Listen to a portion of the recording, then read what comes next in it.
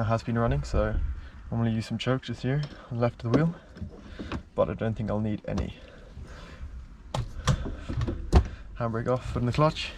The key is actually just down here.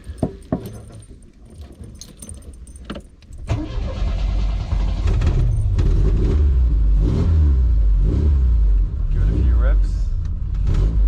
Into reverse. Out we go.